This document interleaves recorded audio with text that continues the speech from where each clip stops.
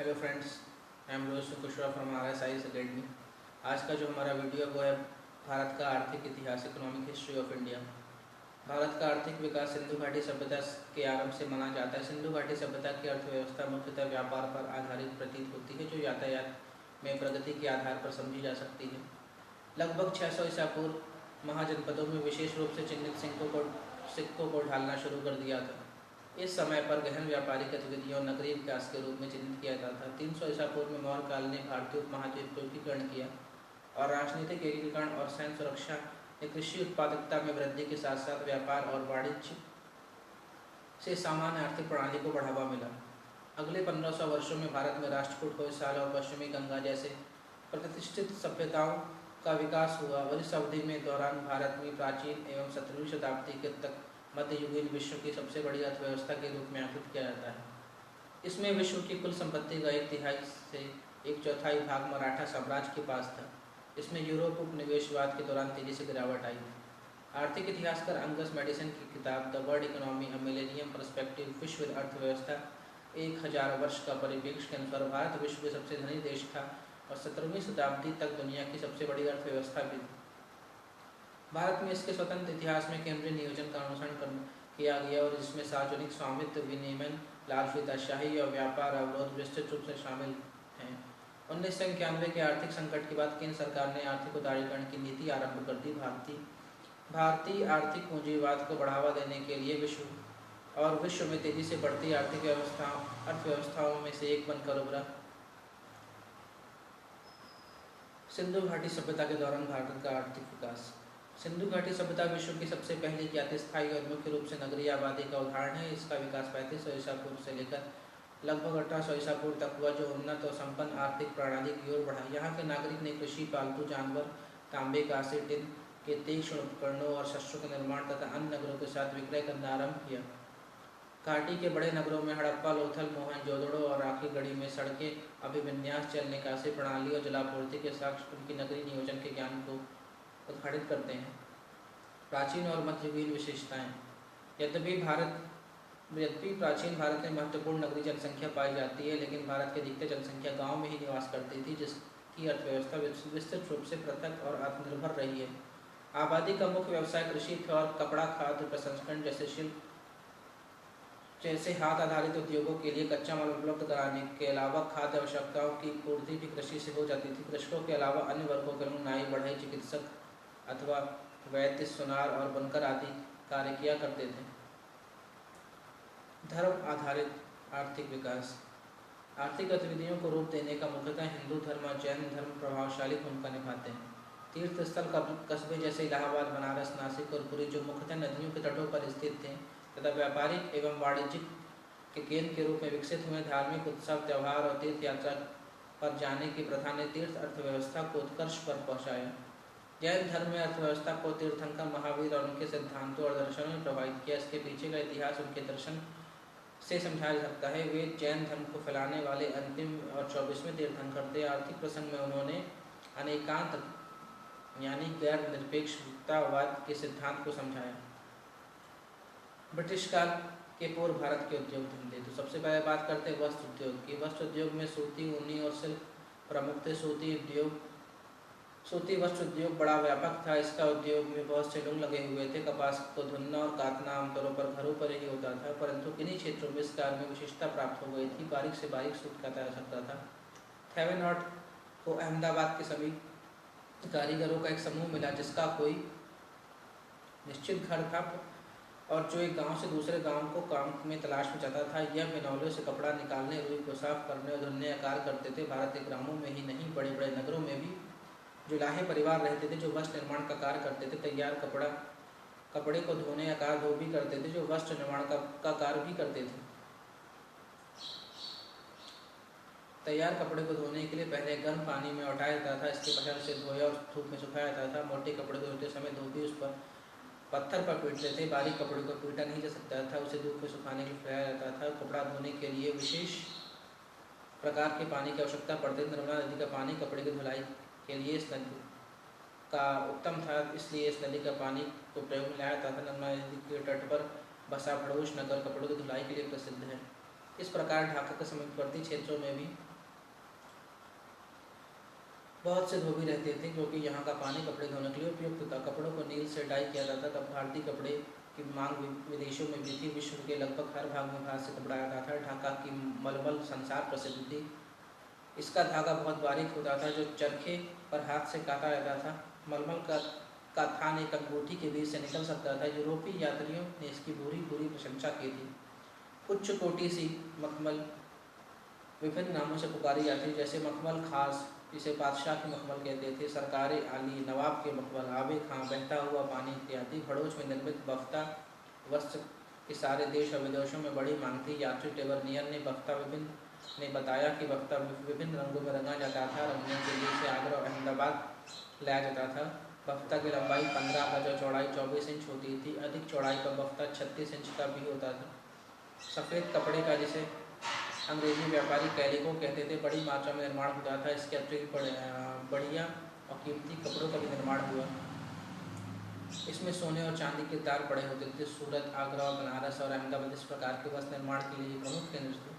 Printed कपड़ों की बड़ी मांग थी। कपड़ों में प्रिंट या तो हाथ से ब्रश की सहायता से किया जाता था या लकड़ी पर बने छापे द्वारा, जिस पर ब्लॉक बना होता था। कपड़ा जिस पर ब्रश से प्रिंट किया जाता था उसे कलमदार या कलमकार कपड़ा कहते थे। दूसरा तरीका लकड़ी पर खोद कर छापा बना लिया जाता था, उसे रंग में भिगोकर कपड़े पर लगा दिया जाता था।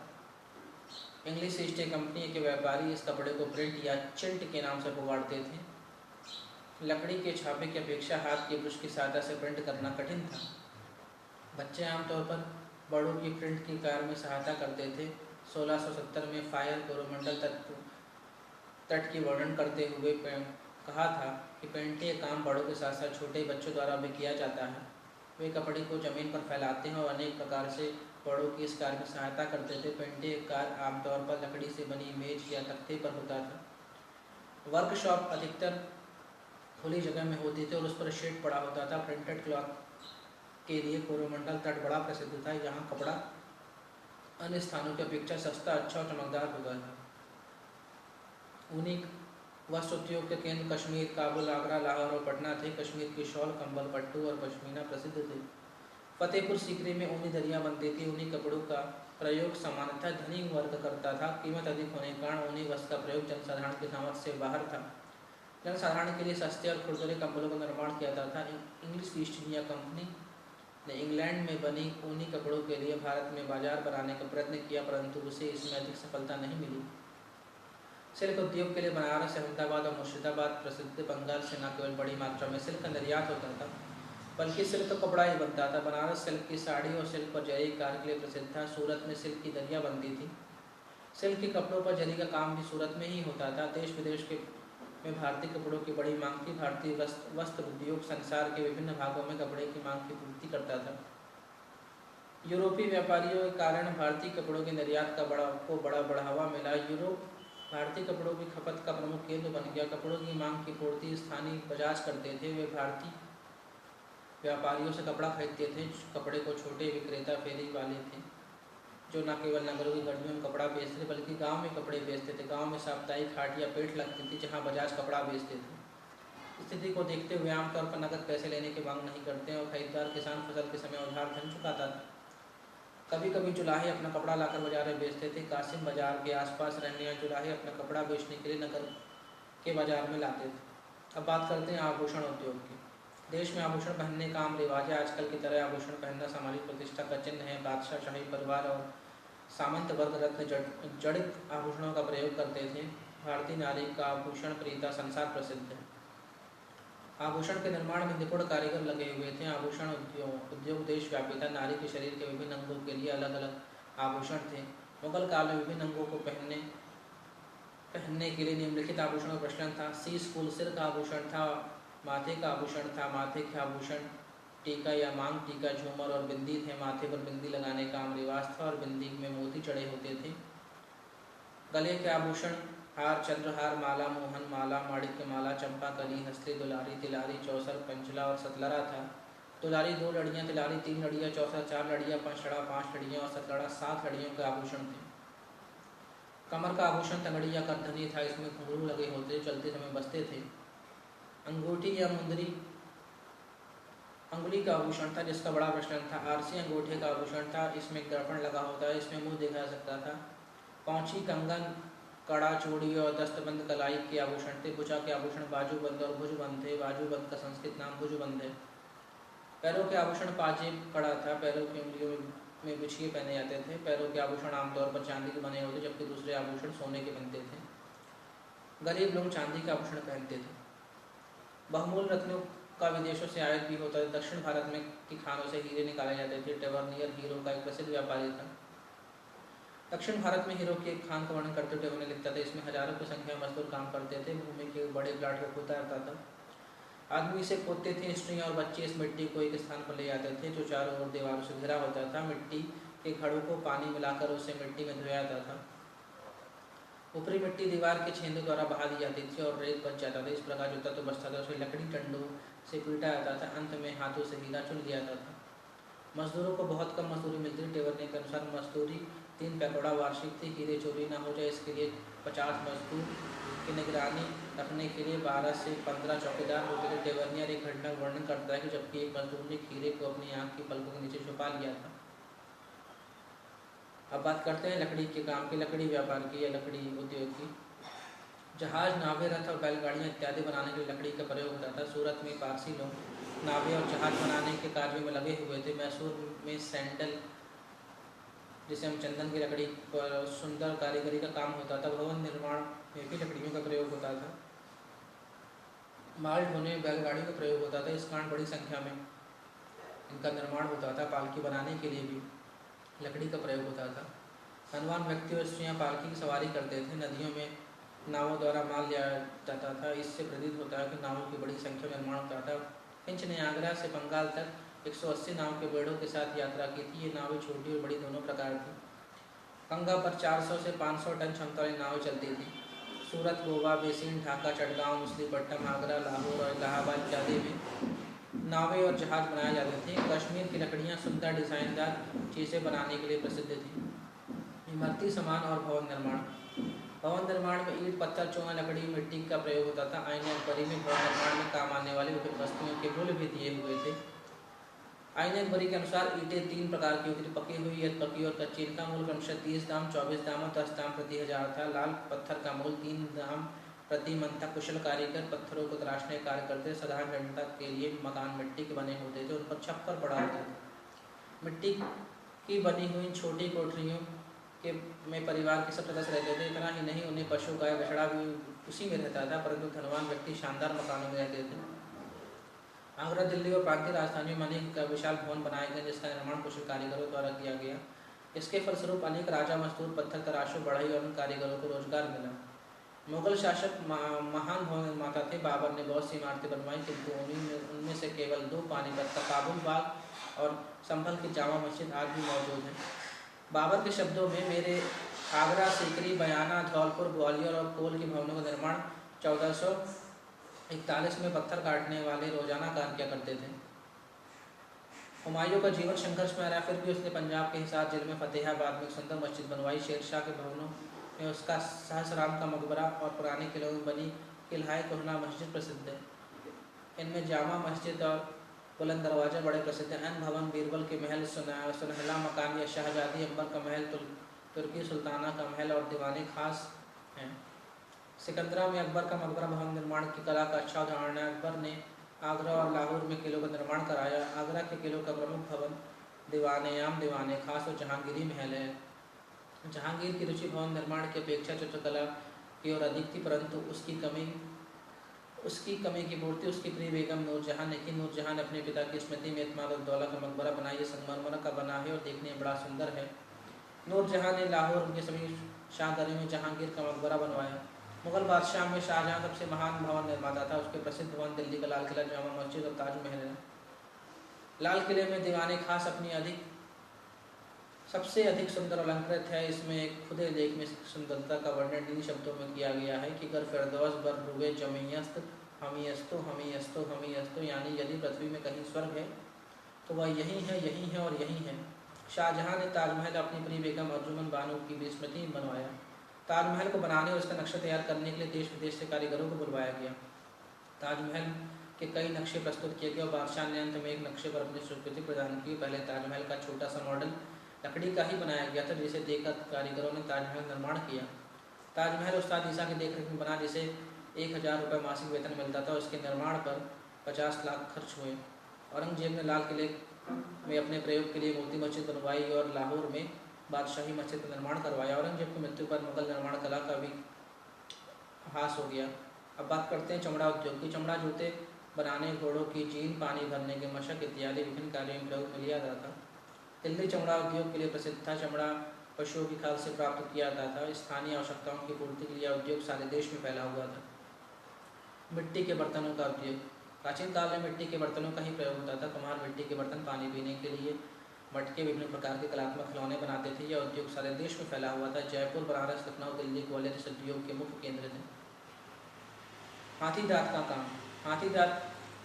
हाथी के दांत की सुंदर कलात्मक वस्तुएं बनाई जाती थी, जैसे चूड़ियाँ, कंगन, शतरंज और शतरंज की मोहरें। विभिन्न प्रकार के खिलौने हाथी दांत से बनाए जाते थे। दिल्ली और मुल्तान हाथी दांत के काम के लिए विश्व प्रसिद्ध थे। तेल और इत्र। तेल कोल्हू के पेड़ से निकाला जाता था। किसानों ने घरेलू उद्योग से निकलकर यह भी एक व्यावसायिक उद्योग बन गया। तेली इस कार्य को करते थे। कोल्हू को चलाने के लिए बैल को प्रयोग किया जाता था। तेल को बाजार में अथवा तेल व्यापारी को बेच दिया जाता था। तेल सरसों तेल का गोला आदि का निकाला जाता था। इत्र का भी निर्माण किया जाता था। बनारस, लाहौर और बॉम्बे इत्र निर्माण के प्रमुख केंद्र। चीनी उद्योग। चीनी गुड़, दाव, गन्ने को कोल्हू से पेर कर बनाई जाती थी। गन्ने के रस को लोहे या मिट्टी के मटकों में भरकर आग पर गर्म किया जाता था। गन्ने की खोई गर्म करने के लिए काम आते थे। इस प्रकार गुड़ और गुड़ का निर्माण किया जाता था। आरंभ में यह किसान परिवार का घरेलू उद्योग था। बाद में यह उद्योग ने विशेषता प्राप्त कर ली और देश में गुड़ और चीनी की बड़ी खपत थी। गन्ने की पैदावार उत्तर भारत के विस्तृत भूभाग में होती थी। इस प्रकार यह उद्योग देशव्यापी था। फिर भी इस उद्योग के प्रमुख केंद्र दिल्ली, आगरा, बयाना, पटना, बरार और लाहौर थे। अंग्रेज और डच व्यापारी भारत में चीनी का निर्यात करते थे। धातु उद्योग की बात करते सर्वप्रथम लोहा उद्योग की बात करेंगे। लोहा विभिन्न कार्यों में प्रयुक्त होता है। लोहे का प्रयोग प्रमुख रूप से हथियार बनाने के लिए होता था। वह हथियार आक्रमण और सुरक्षात्मक दोनों प्रकार के होते थे।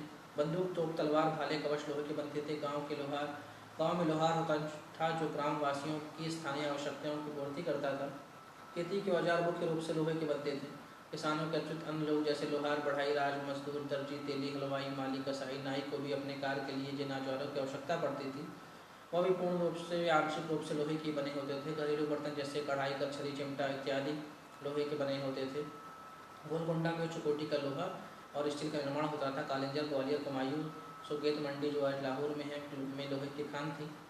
आज़ादी के बाद भारत के तत्कालीन प्रधानमंत्री जवाहरलाल नेहरू ने निरंकुश आंदोलन, नॉन अलाइंग मूवमेंट को भारत की प्रमुख विदेश नीति बनाया। इस दौरान भारत में सोवियत रूस से दोस्ती बढ़ी और सोवियत रूस ने समाजवाद किया, तो भारत ने समाजवाद को पूरी तरह से नहीं अपनाया। फिर भी भारत की आर्थिक नीति में समाजवाद के लक्षण साफ दिखाई पड़ते हैं। भारत में ज़्यादातर उद्योगों में सरकारी नियंत्रण के अंतर्गत रखे जाने के लिए कई तरह के नियम बनाए गए। इस तरह की नीति को कई अर्थशास्त्रियों ने लाइसेंस राज और इंस्पेक्टर राज का नाम दिया। बिजली, सड़कें, पानी, टेलीफोन, रेल यातायात, हवाई यातायात और होटल अन्य सभी पर सरकारी नियंत्रण था। दूसरे कई उद्योग जैसे खिलौना बनाना, रिटेल वगैरह बड़ी निजी कंपनियों को पूंजी निवेश की अनुमति नहीं थी। बैंकों में भी सरकारी नियंत्रण रखा जाता। 1951 से 1979 तक भारत की आर्थिक विकास दर 3.1% थी और पर कैपिटा विकास दर 1% थी। विश्व में इसे हिंदू ग्रोथ रेट का नाम दिया जाता था। भारतीय उद्योगों का विकास दर 5.4% था और कृषि विकास दर 3% थी। कई कारणों से भारत की आर्थिक विकास बहुत कम था। इसके प्रमुख जो कारण है वो है कृषि उद्योग में संस्थागत कमियाँ, देश में कम तकनीकी विकास, भारत की अर्थव्यवस्था का विश्व में दूसरे विकासशील देशों से एकीकृत न होना, चीन और पाकिस्तान से हुए 4 युद्ध, बांग्लादेशी शरणार्थियों के देश में बाढ़, 1965, 66, 71 और 72 में पड़े 4 देश में बड़े सूखे, देश के वित्तीय संस्थानों का पिछड़ा हुआ होना, विदेशी पूंजी निवेश पर सरकारी रोक, शेयर बाजार में अनेक बड़े और छोटे घपले, कम साक्षरता दर, कम पढ़ी लिखी जनसंख्या। भारत में सन 1950 में भुगतान संतुलन, जिसे इंग्लिश में बैलेंस ऑफ पेमेंट कहते हैं, की समस्या शुरू हुई। 1991 में चंद्रशेखर सरकार के शासन के दौरान भारत में बैलेंस ऑफ पेमेंट की समस्या ने विकराल रूप धारण कर लिया और भारत में पहले चरमराई हुई अर्थव्यवस्था टूटने पर आ गई। भारत में विदेशी मुद्रा का भंडार केवल 3 हफ्तों के आयातों के बराबर रह गया और यह एक बहुत ही गंभीर समस्या थी।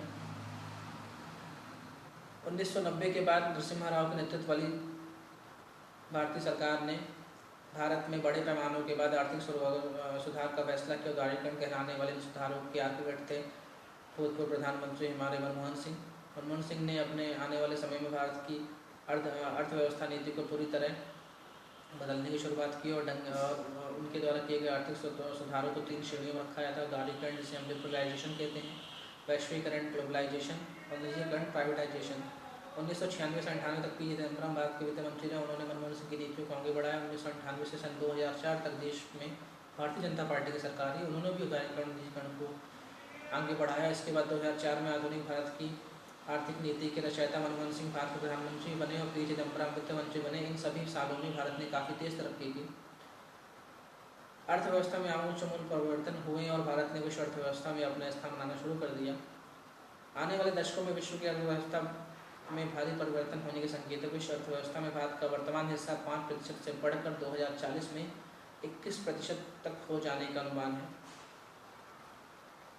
तो ये हुआ भारत के आर्थिक विकास की जानकारी, जो कि हमने प्राचीन भारत से लेकर वर्तमान भारत तक के आर्थिक विकास की जानकारी को देखा, पढ़ा और समझा। क्या कमियां थीं और क्या हमने बदलाव किए और किस कारण से हम आज हिंदू ग्रोथ रेट कहे जाते थे और आज हम विश्व की सबसे तेज उभरती अर्थव्यवस्था कहे जाती है। सारे पहलुओं पर हमने चर्चा की।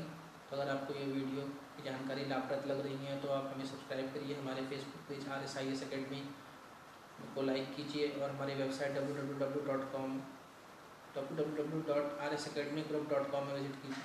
Thank you.